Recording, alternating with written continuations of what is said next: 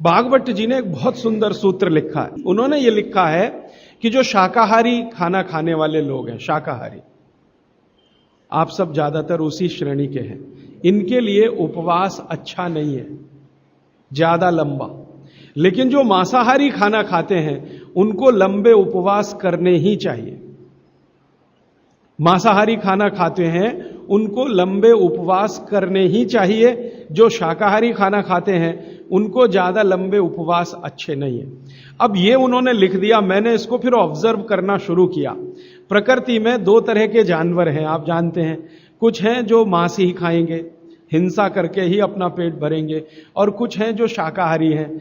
गाय जैसे है, बकरी जैसे है, भैंस है, बैल है, चिड़िया है, ये सब शाकाहारी जीवों में गिनती होती है। लेकिन शेर है, चीता है, लगड़भग्गा है, लोमड़ी है, कुत्ता है, ये ऐसे जीव हैं जो मांस भी खाते हैं, और कुछ तो मांस ही खाते हैं। जैसे सांप है, बड़े से बड़ा सांप अजगर ले लो और छोटे से छोटा रसल्स, वाइपर या करैत ले लो, ये मांस ही खाते हैं। मेढक को खाएंगे, छिपकली को खाएंगे, केंचुओं को खाएंगे, कुछ ना कुछ ऐसे जीवों को खाएंगे।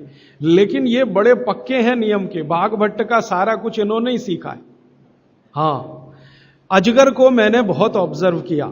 वो एक बार खा लिया, वो कुछ भी खा लेगा। एक बड़ी से बड़ी बकरी को खा जाता है। हां, इतना खा लेता अजगर, बकरे को खा लेगा। लेकिन खा लिया तो 15 दिन उपवास ही करेगा। 15 दिन उपवास करेगा, 16वें दिन ही दोबारा खाएगा फिर। तो भागवत जी कहते हैं कि नियम यह है कि अगर आप मांस खा रहे हैं किसी भी तरह का, तो आप लंबे उपवास जरूर करें।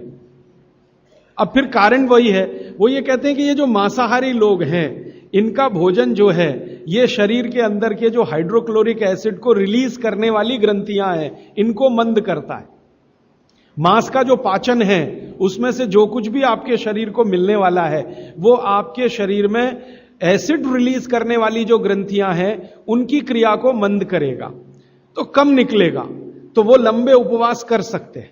शाकाहारी लोगों के लिए उन्होंने कहा है लंबे उपवास ना करें, और कोई कारण से आप कर रहे हैं तो ये उनकी बात ध्यान में रखें, बीच बीच में पानी पीते रहें। अब आप बोलेंगे जी पानी कैसा पिएं, तो उस पानी के लिए 20-25 सूत्र लिखे। जैसे लौंग का पानी पिएं, लंबे उपवास अगर आप कर रहे हैं तो लौंग का पानी पिएं।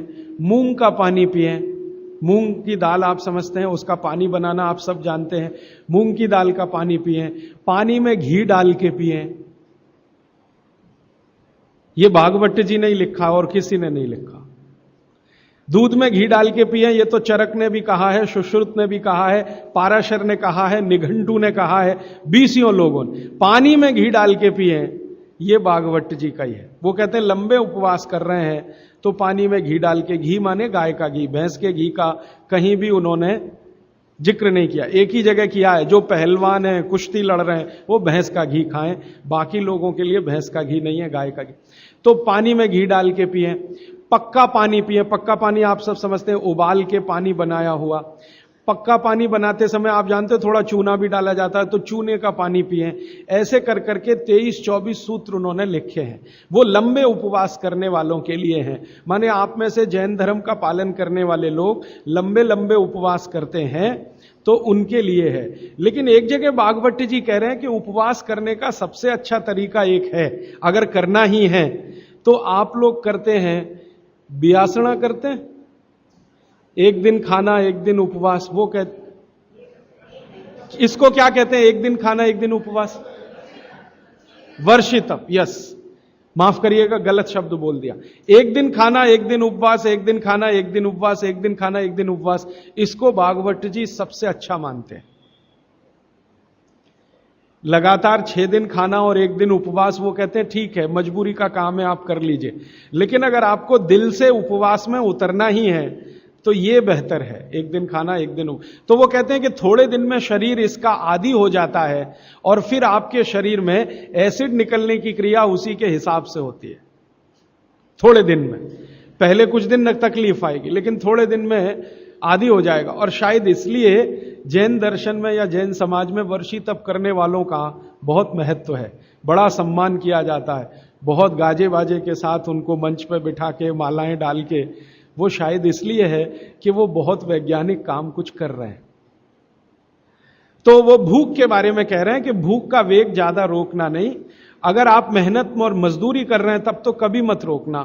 भागवत जी कहते हैं कि जो खेत में काम करने वाले मजदूर हैं या किसान हैं, उनके लिए उपवास नहीं है, उनके लिए उपवास नहीं है। जो सड़क पे गाड़ी खींच रहे हैं, ठेला खींच रहे हैं, उनके लिए उपवास नहीं है। उपवास उनके लिए है जिनको शरीर श्रम ज्यादा नहीं करना, उनके लिए, माने आपके लिए, मेरे लिए ज्यादा उपवास की बात है। मेहनत करने वालों को ज्यादा उपवास नहीं, उनको तो जब भूख लगे तभी खाना खाने के लिए बोला है।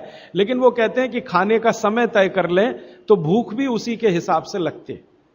सुबह का समय वो बोलते हैं सबसे अच्छा, दोपहर का उससे थोड़ा कम अच्छा, और शाम का सबसे कम अच्छा। माने सुबह का नाश्ता या भोजन जैसा हो, दोपहर का लंच जो है नाश्ते जैसा हो, और रात का खाना तो बिल्कुल या कम से कम, शाम का खाना कम से कम हो। वो मैं पहले दिन आपको दूसरे दिन बता